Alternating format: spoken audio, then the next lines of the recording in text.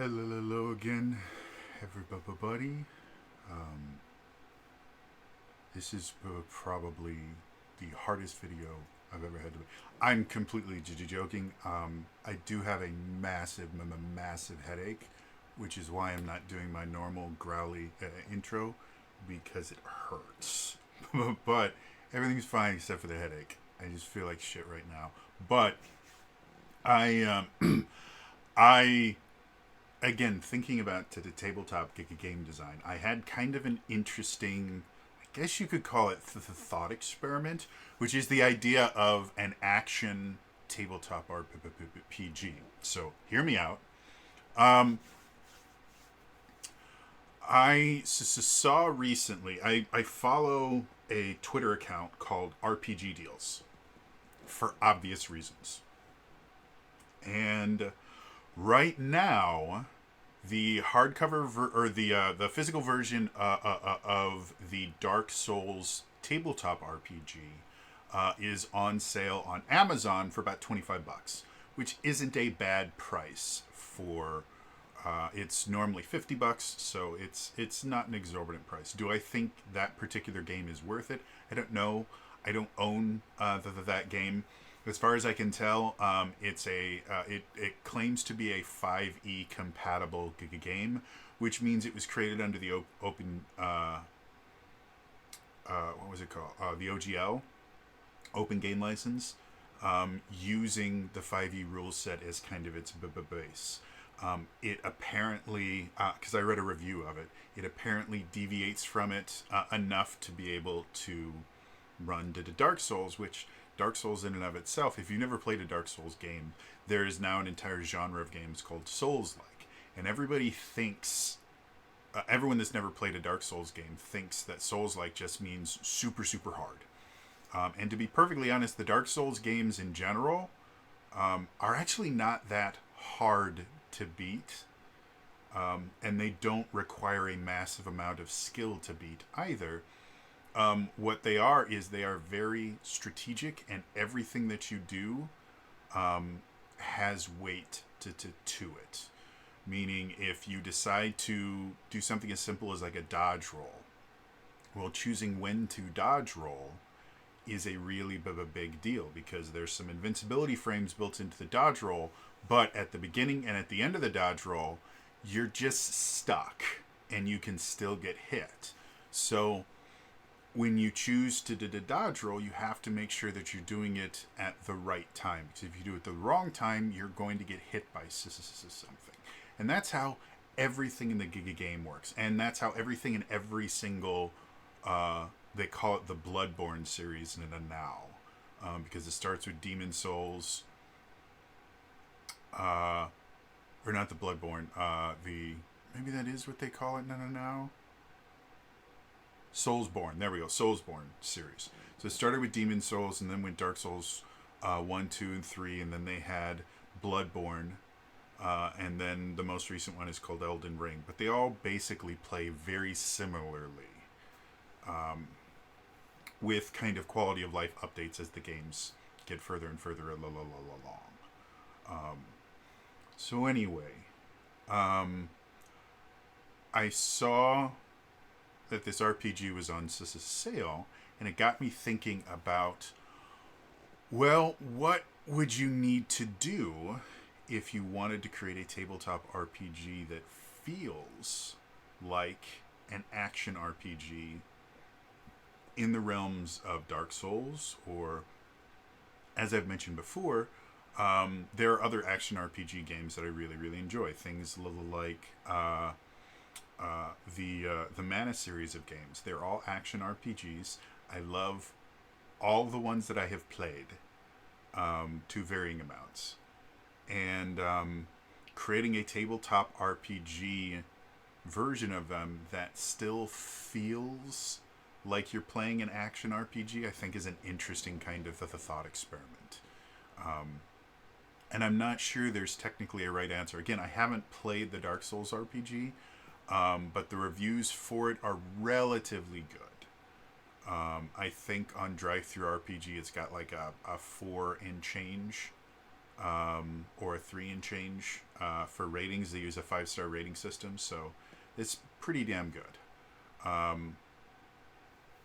So what apparently it did something right, and they did have to make some changes because one of the kind of defining features of a Souls-like game or any of the games in the Soulsborne series is effectively you die a lot. The remake of the original Dark Souls was called Dark Souls Prepare to Die Edition. And the way that it works is you die, and then you're sent back to a checkpoint of some sort, and you lose all of your experience points. They're called different things in different games, but they're basically a combination of experience points and currency. You use them to level up, and you use them to buy the things. You lose all of it, it drops where your corpse drops, and if you can give it back to your corpse without dying, you can pick them all back up again. So turning that into an RPG would be very, very weird. And to get something to feel like a Dark Souls game, you would, again, I haven't played the game, but I would assume they would be focusing a lot more on the aesthetic and feel of the Dark Souls than they would specifically trying to emulate all the action combat built in. However, we actually do have an example, other than the Dark Souls RPG. We actually have an example that exists of a Soulsborne game being turned into an RPG and trying to emulate some of those action combat aspects. And that example is Critical Role did a one-shot sponsored by Elden Ring where they played a weird RPG that I don't know if they ever... I'm gonna go look this up again. So Elden Ring one-shot. I literally just looked this up on my phone. Critical Role. There we go. So I'm going to check out the Critical Role wiki.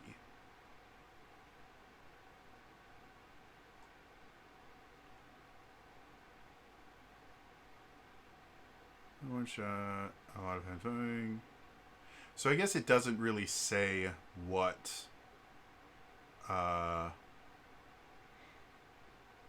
it doesn't specifically say what RPG that they work or that they use.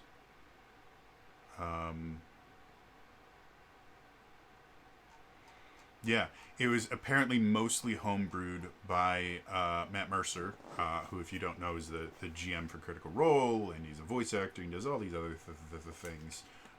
People love him and people hate him in equal supply. Some people both love and hate him at the same time. But anyway, so in this one-shot itself is called Elden Ring One-Shot, O Ye of Little Faith. And I remember watching it live. It was really good. They had...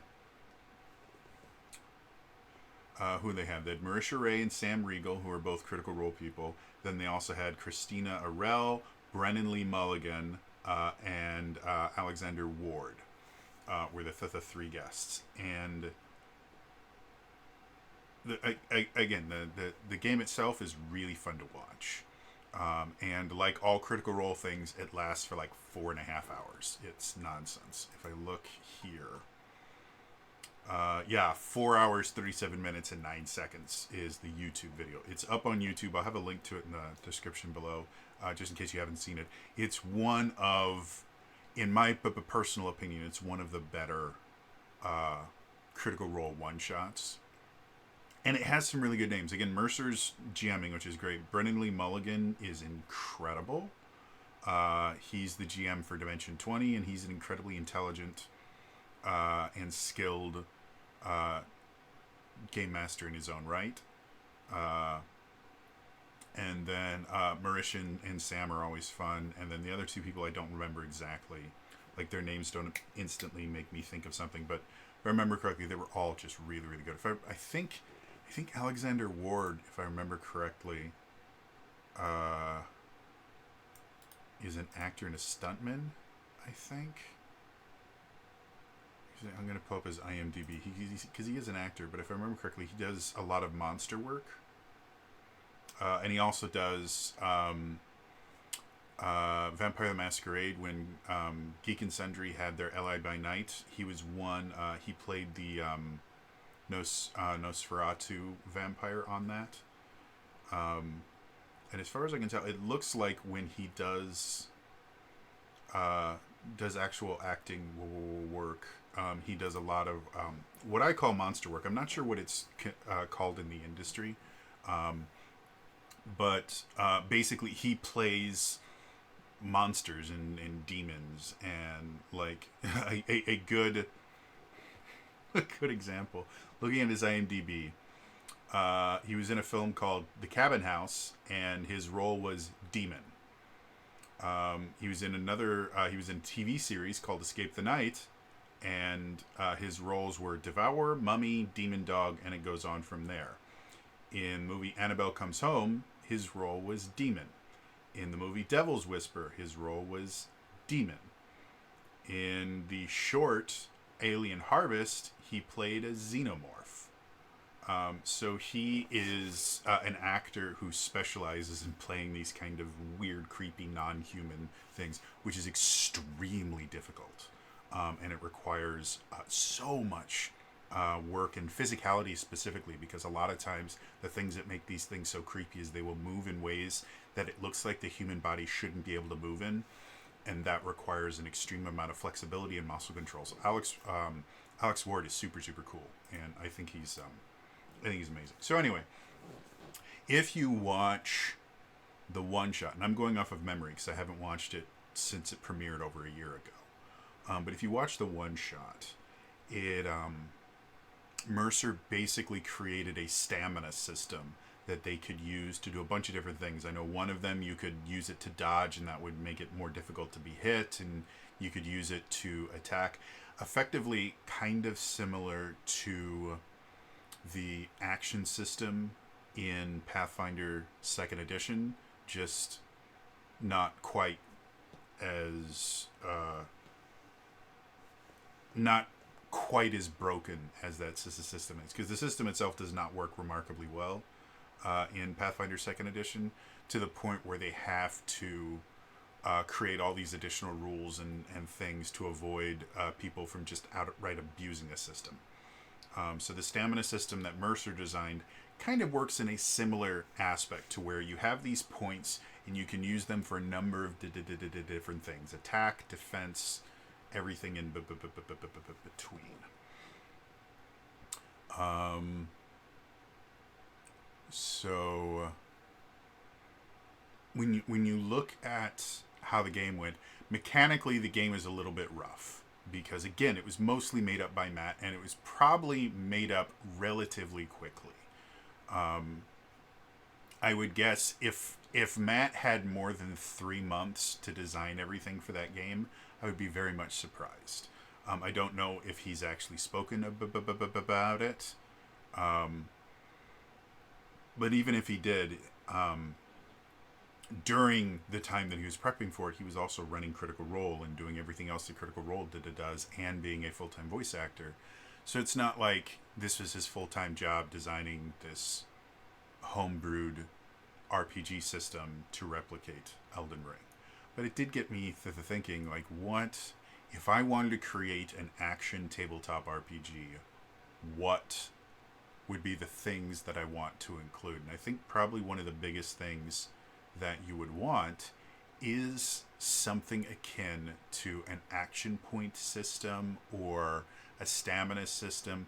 Effectively, you would have a pool of resources that you could use in varying amounts, that you use for a little bit of everything, where if you attack from it, if you make an attack, it takes from that pool. If you try to defend yourself, it takes from that pool. If you try to move, it takes from that pool. And that would probably give the most. I think that would probably be the most accurate way to create an action tabletop RPG, is to have a pool like that. And in addition to that, again, if I was designing an RPG that I wanted to be an action tabletop RPG, I would also want the ability that your stamina recovers at a set amount. There's something that causes it to recover. And when it gets back to full, you can take your turn. However, to kind of simulate the action nature of it, there would need to be something akin to like legendary actions in 5th edition, where you can just interrupt turn order to do something. There would need to be something that allowed you to effectively just interrupt to turn order to take an action immediately. And in order for that to happen, your stamina points would need to recover in some way other than just, at the top of the new round, you have all your stamina back. There'd have to be something, whether it is, if you think about, what's it called? Chrono Cross. Chrono Cross is an RPG, came out in the PS1. It's really cool. It was a sequel to Chrono Trigger. And in it, they had a really interesting, it was a turn-based combat, but they had this really interesting, they might have called it stamina. I can't remember exactly what they called it, but it was a stamina system where basically, at the beginning of combat, every character had 7 stamina points, or whatever they were called. And then you could take, you could make, or maybe it was 6. It was 6 or 7. Anyway, they had a set number of them. And depending on what you did, it was 7, I remember. Depending on what you did, it would take a number of these stamina points.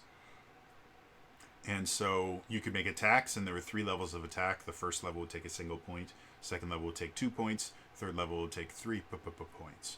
And the more stamina you spent, the less likely the attack was to hit, but the damage was exponentially bigger. In addition to that, you could also use an item, or no, there were no items. You could use an element. That's what they were. And an element would always take 7 stamina points.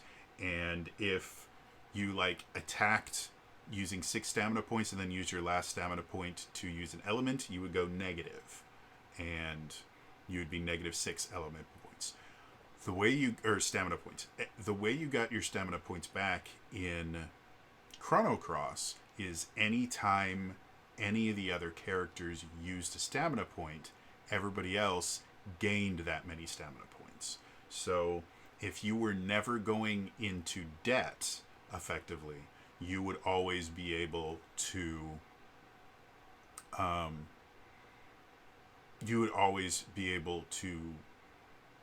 take your turns, and then the enemy turns basically would just interrupt you every so often. There's really nothing you could do to stop them from just interrupting you. So if I was going to create an action tabletop RPG, I would want, first of all, a stamina mechanic that would probably work very similar to the stamina system that's built into Chrono Cross, where you'd have a number of stamina points, and depending on what you do, you would use certain things as stamina points. And the way that you would gain stamina points back would be by somebody else using stamina points. And I'm not sure if I would limit it to just when the players use stamina points, or if you would also get stamina points when the bad guys did it. That would be something I would have to play test. And then there would need to be kind of an interrupt mechanic that you could burn extra stamina points, I guess, to kind of interrupt the turn, take a turn, and then you would go into some sort of stamina point debt where you'd be completely unable to act in any way, shape, or form.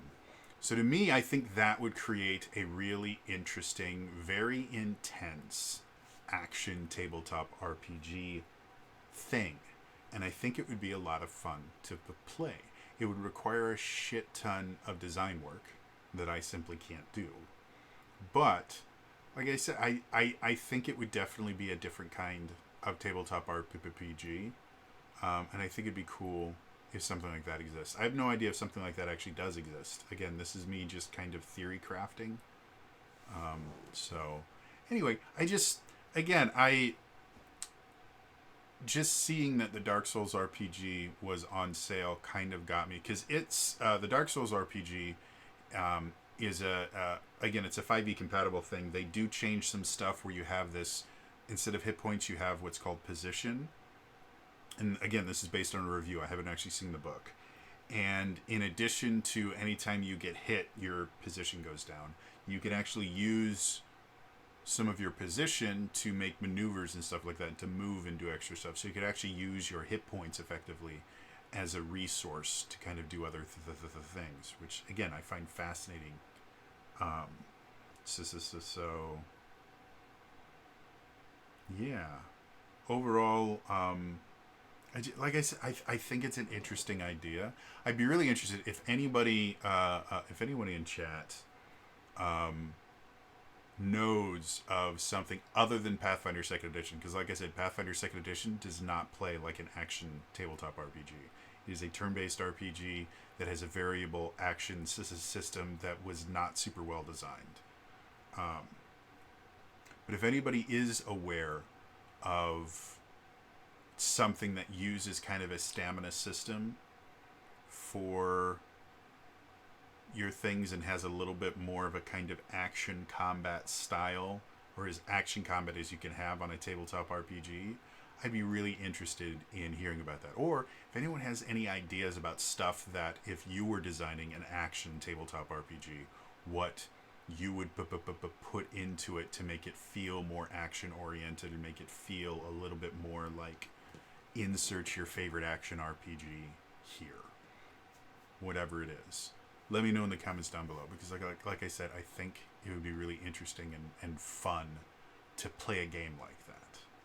But anyway, that's all I wanted to talk about today. So I will see you all tomorrow, preferably without a massive headache. All right? Bye-bye.